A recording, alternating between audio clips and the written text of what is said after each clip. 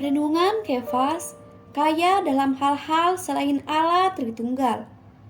Markus 10 ayat 23 mengatakan, lalu Yesus memandang murid-muridnya di sekelilingnya dan berkata kepada mereka, alangkah sukarnya orang yang beruang masuk ke dalam kerajaan Allah.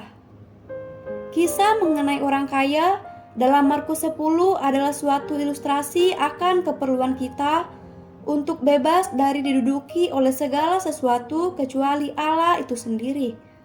Setelah orang kaya itu pergi dengan sedih, Tuhan berkata kepada para muridnya, alangkah sukarnya orang yang banyak harta masuk ke dalam kerajaan Allah. Beberapa orang yang membaca ayat ini mungkin berkata, Allah tidak adil. Mengapa seorang yang miskin dapat masuk ke dalam kerajaan Allah, tetapi bukan seorang yang kaya? Kita perlu melihat mengapa seorang yang kaya dalam Markus 10 tidak dapat memasuki kerajaan Allah. Dia tidak dapat masuk karena apa adanya dia diduduki oleh hal-hal selain daripada Allah. Tidak ada ruang di dalam dirinya bagi Kristus untuk bertumbuh menjadi kerajaan.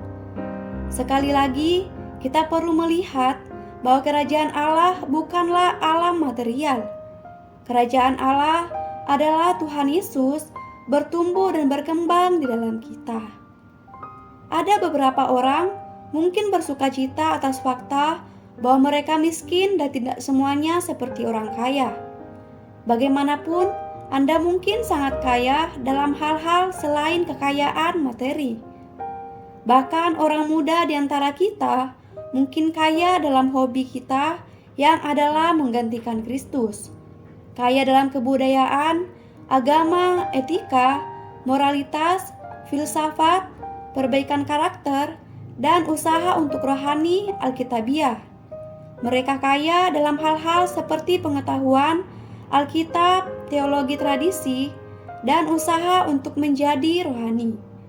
Karena mereka kaya dengan cara ini, mereka tidak ada ruang bagi Tuhan Yesus untuk tumbuh di dalam mereka. Sobat Kefas, kita semua perlu dikosongkan dari segala sesuatu selain daripada Kristus yang menduduki kita. Apa adanya kita perlu dibongkar bagi Tuhan Yesus. Kita perlu mengosongkan diri kita. Menurut Alkitab, merendahkan diri kita adalah mengosongkan diri kita. Kita perlu mengosongkan diri kita sehingga semua ruangan dalam diri kita akan tersedia bagi pertumbuhan Tuhan Yesus di dalam kita. Terang hari ini yang pertama, mengapa seorang yang kaya dalam Markus 10 tidak dapat memasuki kerajaan Allah? Yang kedua, bagaimana agar dapat berbagian dalam kerajaan Allah?